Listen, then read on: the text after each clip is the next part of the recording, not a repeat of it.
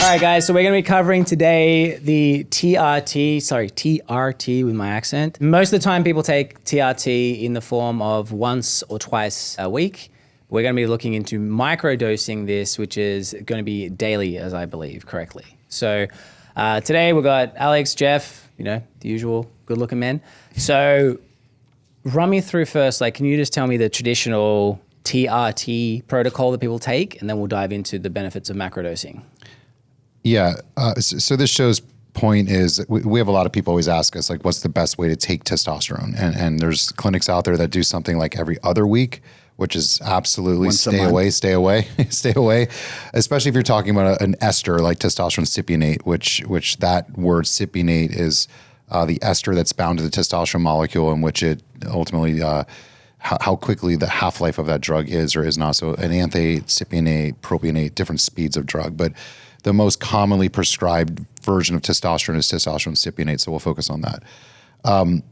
Traditionally, people take one shot a week, right? And so there are pros to that I'll talk about and cons. And then there's kind of the deviation to that, which becomes bi-weekly shots, in which people take 2 shots a week. So not twice the amount, but the same amount split into 2 parts.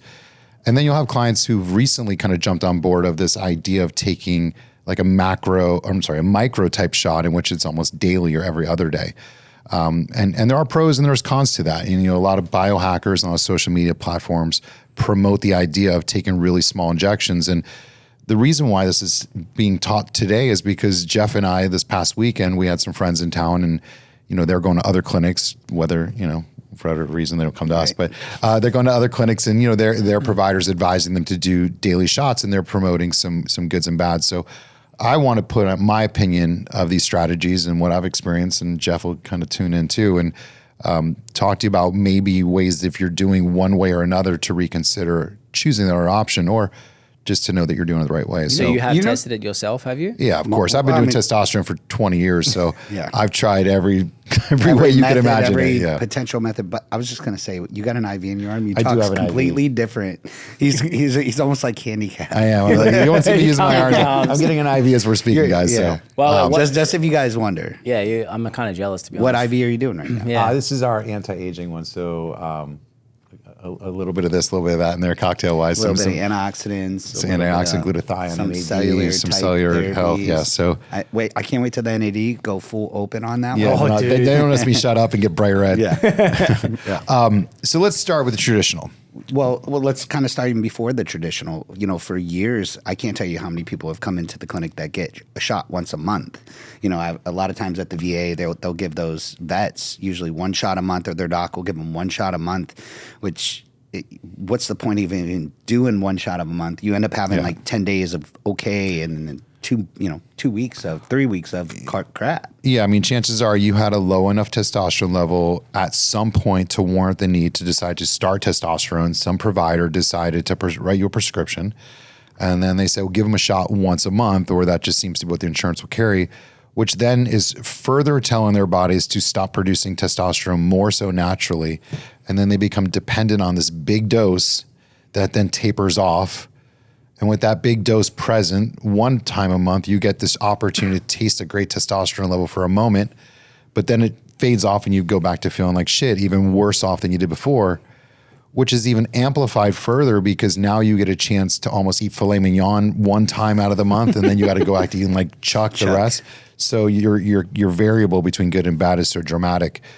So yeah, don't do anything less than once a week, because the medication was not originally designed for that. So we won't really focus on these poor decision clinics or poor prescribing clinic practices. There is a popular place, has 4 letters, four letters and numbers, in which they give people a bigger dose every other week. Honestly, they do it for the money because you come into the clinic every other week, so it's easier for them to see these people every other week.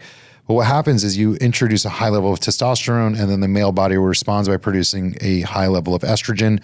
And so you get this peak of testosterone, and then it becomes a decline, and then the estrogen spikes. Yeah, but didn't they do that because they felt like 1 shot at 2 weeks, the levels are low, but then you give more, and at 2 weeks, it's still the same. Yeah, they think if I gave you even more, on the first of the month, by the 14th, if I doubled your dose, on 1 every 2, it would like last long enough, which does not work that way. Your body's still metabolizing and methylating it, just as quick. So regardless, at the end of that time frame, it's gone out of your system. So anyway, that's just a shit way to do it. So the bare minimum is at least once. Yeah, like if you're doing it every other week, you're getting a really, really bad experience of your testosterone therapy. So now the bare minimum. Now let's talk about the pros. The pros is that you do not have to take a lot of injections. If you have a needle phobia and you only want to take 1 shot a week, or you have somebody else doing it for you, then 1 shot a week is something that is reasonable. I get it. Another pro that a lot of people don't think about is when you think about the benefits of testosterone, and number one of them typically is gaining muscle mass and gaining size, that the counter to this is someone who's taking microdosing. A big shot of testosterone gives you a lot of exposure to really high levels the days that are coming after the testosterone shot. So for example, if I take a shot on Monday morning, on Tuesday, Wednesday, Thursday, Friday, Saturday, Sunday is going to be a trickling down effect. So on Tuesday, I'm going to have like significantly higher levels than what my natural levels ever could be. So let's just use numbers. It could be like 5,000 nanogram per deciliter. So if you did your testosterone levels the day after a test shot, chances are your levels are like 5,000. Nobody ever does their testosterone level day after for that very reason. The day after that, it could be 4,000. The day after that, it could be 3,000. The day after that, it could be 2,000. Then it could go to 1,500, then probably 1,200, and then it drops to like 8, and then it goes like 6 or whatever the drop off is. So for those few days after the testosterone shot, you have like Superman levels of testosterone. So what are you going to get for those days? You're going to get Superman muscle growth out of that high level of testosterone and that conversion to androgens. So good part of testosterone for men is this androgen conversion, which is the masculine traits we get out of testosterone, which what women try to avoid when they take hormones, because that's like where they grow excessive muscle tissue, goatee, their clitoris grows, body hair. And in men, it can be some of the negative androgenic side effects too, which can be like hair loss, acne, water retention, but a lot of that muscle growth happens immediately after. So if you're using a smaller amount, for example, frequently, almost microdosing it, the amount of muscle growth you'll get in comparison will be significantly less, because for those few days out of the week, 2/3 of your week, you're only exposed to a decently high testosterone level, but not like a really high testosterone level ever. So we'll get into the pro of a microdosing in a little bit, but to me, the con of a microdosing is that your levels really never get that high.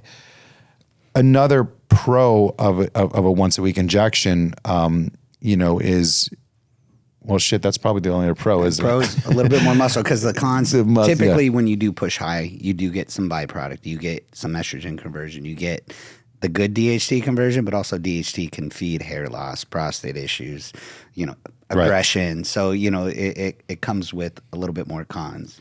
Yeah, so if you're taking 1 shot a week, again, pro, 1 shot a week, pain, 1 shot a week, process, hassle, issue. And a negative is you typically have to take a larger needle, right? Because if you're taking a full milliliter, chances are you got to use like a 25 gauge, like 1 inch, needle to actually inject, which is probably the smallest that I'd recommend for an intramuscular injection. When you use smaller amounts, you can get away with using smaller needles too also. So that also is a benefit that we'll see here in a moment. When you're taking a lot of testosterone all at once, the body has to figure out what to do with all that testosterone also. So yes. Hey guys, so just quickly, we've noticed a lot of you commenting that you're not sure where you can go to get trusted and safe peptides, semaglutide, tirzepatide, testosterone replacement therapy, or testosterone boosting therapy. And we wanted to just make mention that T Clinics USA is one of those places. Now, Alex and Jeff, who you see in this podcast frequently, they're probably in this podcast right now with me, they are from T Clinics USA. And as they've shown in episode after episode, details is what matters. So just because you may want something or think you need something, they are going to make sure that you are getting the thing that is right for the goal that you have. And what's better is they offer a 10% introduction discount to anyone who is listening to the ManLab. So that is you.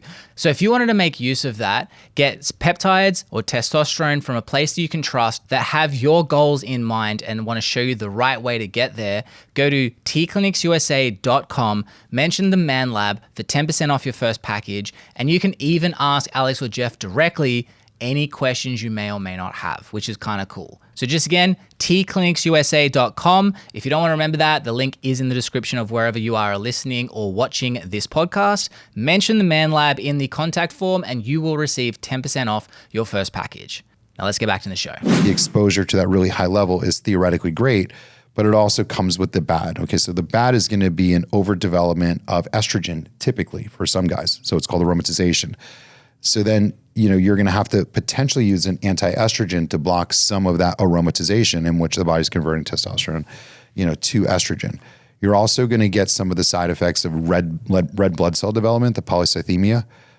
We oftentimes see guys needing to drain blood more frequently when they're taking a shot one time a week. Because again, for a short period of time, their body's being just battered with super high testosterone level for a few days. And in those few days is when majority of the problems happen. So the good's happening in the muscle growth, but the bad's also happening in the overdevelopment of red blood cells, the over aromatization, the overstimulation of prostate, type of antigens. So the PSA will tend to rise.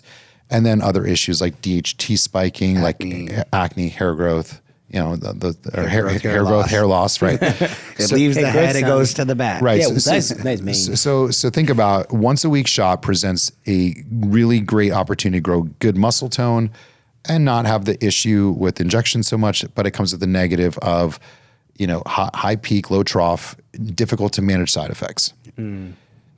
Down the road, you could split your shot into two parts, right? So now the bi-weekly injection, which is personally what I do, and I think Jeff does, and we recommend to a lot of people. Migrated most people to that because you kind of get the best of both worlds.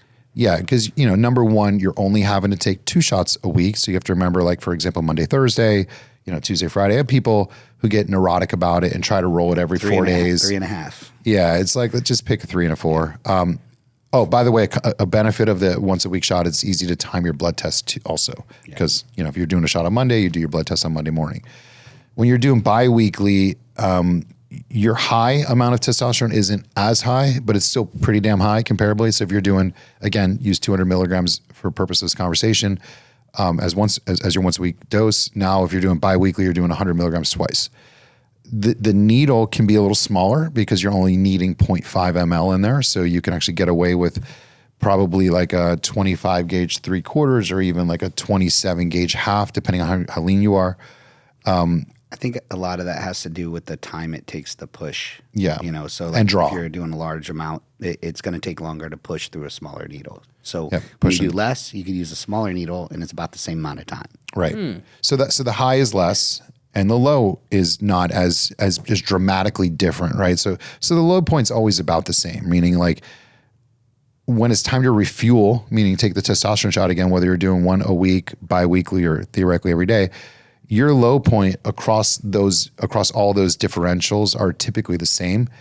It's the variable of how high do you get on day one and where is the kind of the middle kind of trough, well, not trough, but like the middle point. And then your trough is usually when it's time to refill. So the bi-weekly shots, you still, get the upside benefit of a pretty significantly high testosterone level for, 2 days out of each injection. So theoretically, that's 4 days out of the 7-day week. And then you'll have like 2, maybe 2.5 days that are kind of at the lower point. So that could be your trough. That could be your low point. That would be like the lowest you feel theoretically. Your aromatization will not be as great. So usually you can get away with less anti-estrogen. Usually your side effect issues such as water retention, acne, hair loss will be a little bit less as well. But the positive side as far as like the muscle growth will be also a little more limited. Guys that want to stay more leaner, and don't want to worry about like as much water retention and keeping their body the more physique and sharper, I think as a bi-weekly is a really good process. Plus, again, quantity of shots is a little bit more tolerable. Then this new principle of doing shots more frequent, right? So you could do it every other day, which is like 3 times a week, 3 or 4, or even every day. Now let's start with the hassle, right? Like filling needles every day, nobody wants to do. Poking yourself every day. I was going to say peptides though, I'm kind of used to it. Yeah, but you're talking a small insulin needle. I mean, when some guys will put it, but it's a longer pull to get testosterone oil base into an insulin needle.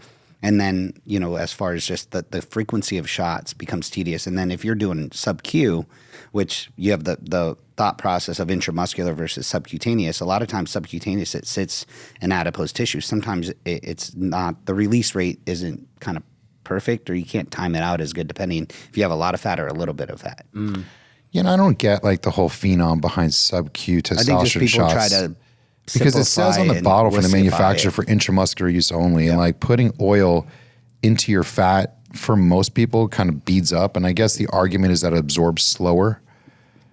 But if you're wanting it to absorb slower, why are you taking it every day? So it just kind of defeats you end up with welts, so that's a con. Well, not. But like the number one pain in the ass is filling these things, because if you're using an insulin syringe, which is one of the arguable reasons why a lot of guys love it. They're like, oh, I take a little shot and I can handle a little needle. Insulin, yeah, but filling it is like, forget it, man. It takes forever. So what you have to do is backload a syringe, and backloading is like where you pull the plunger out, the reverse part of it, and you take like a bigger syringe and you inject it into the syringe. And if you're really not comfortable working with needles, and I've been doing this forever, like I can do it. But a lot of newbies, when they go to put just that little bit, that 0.1 or 0.2 in there, and they pop that plastic thing in, if they drop it or touch with their hand, now it's contaminated. And then they have to figure out how to fill it. And to do that, multiple times a week, or if you're going to be strategic and pre-fill your syringes, which you should be doing anyway, it's a hassle into itself. But yeah, now, you're not doing a large intramuscular injection. You're taking a smaller type of insulin syringe. And you could, if you're leaner, if you got shoulders like Jeff and he's pretty lean, you don't have to go an inch deep. I mean, that medication, especially at 0.1, it'll go under his skin, sit at his muscle tissue, it'll absorb. But like when you get really, like you'll have little knots all over you too, and you'll see it. But my biggest negative to microdosing is not so much the process of it. It's the benefit I feel you get out of it, because I feel like a lot of guys, because their levels are always pretty high comparably, like you don't have this like high peak and low trough. You have this consistent exposure to this like high level, call it like 1100, for example. At first it feels good. At first you're like, shit, I feel great. My sex drive is good. My energy level is good. My muscle tone's good. But then all of a sudden, like it becomes kind of normal. And you see these guys are complaining they're not growing as much muscle and they're not having the benefits that they did. Because it's consistently high like that, then the body builds up sex-binding globin hormone to protect the cells from the exposure of the testosterone, which is a protein that our bodies naturally kind of produce to protect us from overexposure to sex hormones. So like if you think about that game when you were younger, like square peg fit in square hole, round peg went in round hole, the testosterone molecule has a particular shape. The testosterone receptor site has a particular shape. That molecule can only fit into that receptor site. Our bodies produce this protein that kind of wrap around the molecule and say, well, you're not going to fit into that receptor site anymore because you're getting old and your testosterone levels shouldn't be this high, because it can present other problems for you as an older man. You shouldn't be running around with uncontrollable sex drives and, other issues that come with, high testosterone. And so when the levels are always high like that, you're constantly reminding the body that, hey, this person at this age is kind of being exposed to high testosterone level. Also, the infertility issue becomes more prominent on a person who uses it consistently, because there's never a point in which the level drops low enough to trigger the body's natural want to re-stimulate its own production. So your testicles shrink up quicker. Even if you're using something like clomiphene or HCG, you have a harder time combating, that presence of the consistent high level, but not super high level. You don't have as much aromatization, which is a positive. So you could potentially get off anti-estrogens. Chances are you may not have as much water retention. You may not lose as much hair. You oftentimes won't get near as many red blood cell issues. Yeah. So if that's a problem for you, or you're figuring out ways that, can I avoid an anti-estrogen? Can I avoid prostate stimulation? Can I avoid having to give blood all the time? Maybe a microdose is better for you. But the purpose of this conversations today is understand that comes with a cost. Yep. And that cost is going to be, you're going to lose some of that oomph that you got from taking the larger shots of testosterone more frequently. Yeah. And so there's always a give and take, and sometimes the best philosophy is change it up. Yep. depends on where you're at. When you're in this testosterone replacement committed world that we're all in, and we obviously are in business to do. Our clients are doing this for life. Well, I don't think it has to be cookie cutter, right? And so, I think the wave over the last 4 or 5 or 6 years, the microdose was like something different. They introduced it. It mimics your own natural rhythmic testosterone production. You could take no aromatase inhibitor, which some guys still aromatize depending on how much you're going to take. The release rate, depending on if you have more fat or less fat, there's a variable there. But I think the moral of the story is look at where you're at. What's your overall goal? What are you going to do with your schedule? So that's the thing that I find is very, very difficult. You could, in theory, take it the best way, but if you're not compliant with it, it creates other problems from not being consistent with your shot schedule or your aromatase inhibitor schedule, and that's where things kind of go awry. If you're supposed to be taking it every single day or every other day and you start missing shots, but you take a blocker, you don't take a blocker, now things are inconsistent and you start getting some of that byproduct anyway. So, end of the day, you got to see, all right, how healthy are you? Do you have to watch blood volume conversion? Do you have a DHT issue? Are you prone to estrogen, right? It's like everyone's so different when it comes to it.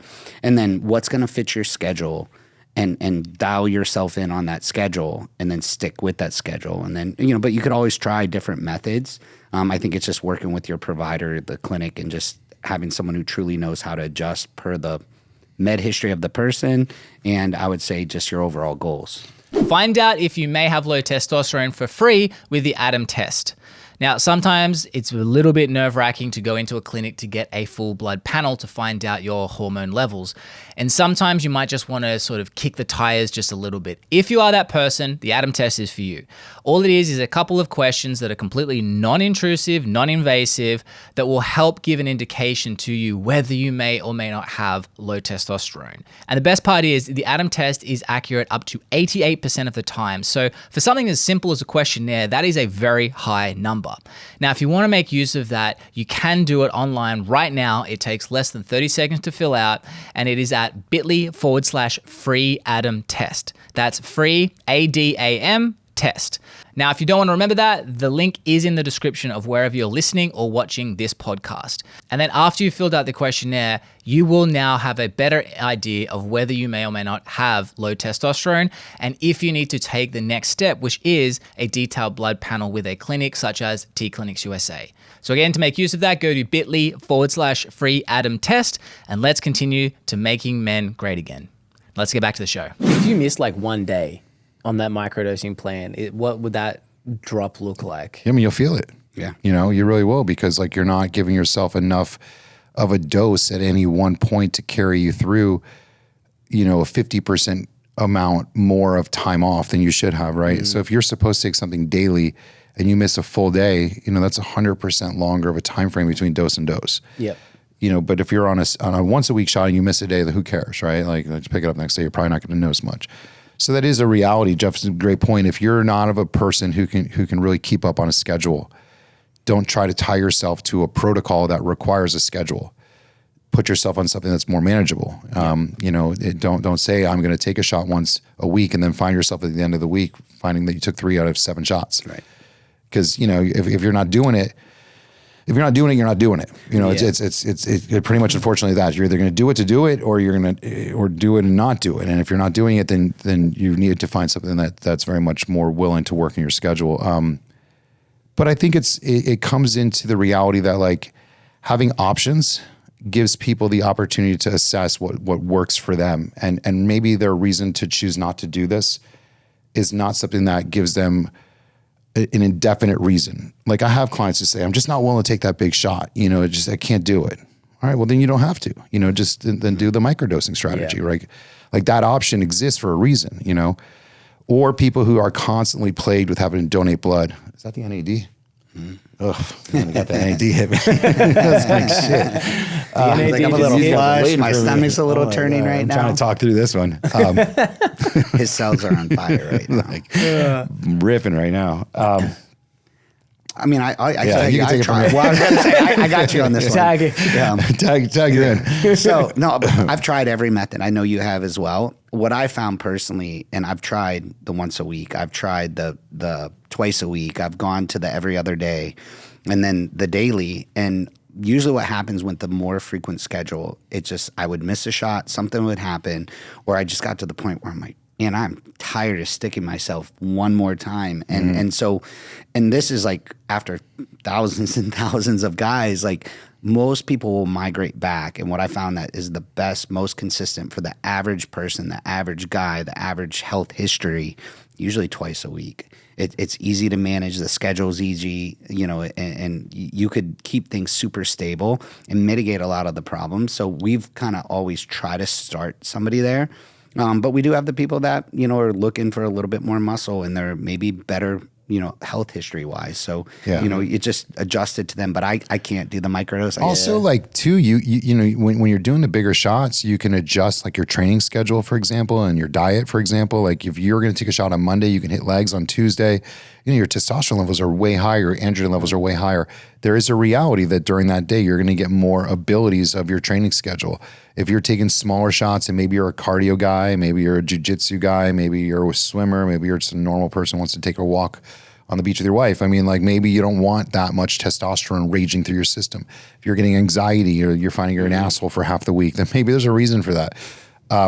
I've heard clients over the years that tell me everything that I could imagine. And me, for one, I don't notice the difference. But I got clients that say, by the end of the week, I'm groggy and tired. I have no this, I have no that. And I'm like, oh, well, then try switching up, break it up a little bit. It's like eating one big meal a day versus having several meals throughout the day. How does your body handle the overloading of it versus the smaller amounts? And like I said at the very beginning of this, this conversation is not about telling anybody what to do. It's about understanding the goods and bads that comes with both options or all options. And if you're currently doing one and you thought you figured it out because maybe you had not tried the other, give it a shot. If what I'm saying resonates with you, you're like, shit, I don't, I understand what this guy's saying because I've been doing it, one a week, and I've been having this problem. I notice I'm more water retentive. I've had more, kind of fall off at the end of the week. We'll try bi-weekly. I don't know if I would suggest going straight from like one shot a week all the way to like dailies. That may be a bit much of a transition. And if you're going to do that, give it a few weeks to level out.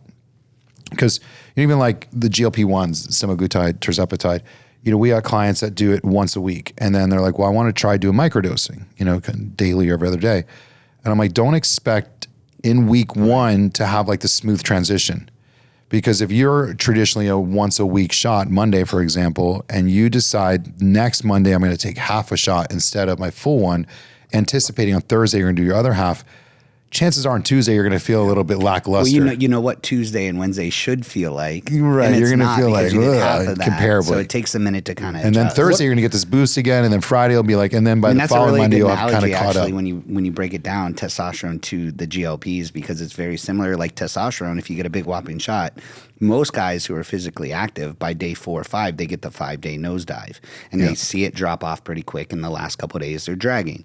GLPs, they take one big whopping shot a week. Their hunger's controlled for 2 or 3 or 4 days. And next thing you know, they're like, now I'm ready to eat the pantry. So that's why we offer these customizable dosing options. And, we don't ever tell somebody what you must do. It's our practice's kind of responsibility with the patient to prescribe a set amount of medication. How that patient chooses to use it is more up to their individual want and need, and then they counsel with us on how to like facilitate best that application. Yeah, and then of course it's our job to help you navigate through what proper supplies and needles you should get. And that conversation, there's a lot of options too. Like I have luckily more access to more things than most people do. I've actually found like 28 gauge 3/4 tips that I'll use myself. Or a 27 gauge half, depending on like what location of my body I'm taking a shot, if I'm using like a half a cc. But if I'm using a full cc, which is 200 milligrams, I'm doing a 25 gauge 1 ml, shot like 1 everybody ml else. lure versus a 3 ml lure. Yeah, makes a big difference. So if you're not a client of ours, or you're just listening out there, maybe you're doing some at home gym bro prescribing, figure out different ways to try your products and see what works best for you. And you could probably have a way smoother, program, or use it the same medication, because again, we're not into like cycling here at the clinics, like testosterone. So you could have that same medication prescription, the experience be completely different. So for part of the year, you could go to like a 1 shot a week protocol, and then after a period of time, switch it to like every other day. And it'll be a very different experience. And you actually can use that as a little motivation to change things up. Good rule of thumb too is always do your blood work before the next shot, whether it's once a week, twice a week, every other day. Yeah. Always look at the low before, because that's something where if you are trying to watch your markers or your biomarkers, don't do a shot on a microdose and do your blood work because you're going to have a crazy high level. Yeah, we for blood work purposes, it's always best to see what's considered the lowest point of your natural injection cycle, whatever that is that you're choosing to do. So if you're doing it every other day, I've heard so many stories where people like take your shot and 2 days later, take your shot and next day. Like, what's I just saw blood work the other day of a guy's, and he's like, "What do you think I should do?" I'm like, "When do you do your blood work?" He's like, "Well, I took a shot on Monday. I did my blood work on Wednesday." I'm like, "You need to go back and do your blood work again." I have no idea what to tell you to do. It's like, we don't know levels where off to the move it. freaking charts, man. Like, So is there any, like, with daily microdosing of TRT, is there a muscular benefit at all, or is it just Well, sort of you the got to same? remember, you're going to have less peaks and valleys, Yeah. right? One shot a week, big peak, big valley. Because when Twice, you have, you're going to... because when those you have like a very big benefit around that time. Does that mean then if you're taking it daily, you just have a consistent benefit? Yeah, so just think about the peak and valley on one versus two. Yeah. Less on multiple, so you're Yeah. trying. You're So you might have having a less benefit. swings in your level. So Yeah, I you're mean- you're not gonna have this supernatural level that you get from a single. Yeah. but you're gonna on average stay higher across the board, and that's why a lot of people I think prescribe. So to give it a reality check, when I do a once a week shot, my lowest point in the week traditionally is equal to someone who does a daily dose of shots, highest point in the week consistently. Gotcha. Because they're only taking, for example, 0.1 every day, Yep. 0.12, 0.15, whatever the number is. And their highest point, maybe they're at 12, 1400 at the very highest most, potentially. Me on my lowest point, 7 days later, I'm probably where they get to at their highest. Really? So what that means is for What the do you see that 6, normally? Like, what would you say your high point is? 5,000, 6,000, unmeasurable. Yeah. Like if I Just took a shot on superhuman, Monday and I do a basically. blood work on Tuesday, and these guys who do blood work, we specifically ask people like, where did you do your testosterone shot? Because otherwise it comes back unregistratable. Because what you're measuring this abnormal volume of testosterone in their bloodstream. Yeah.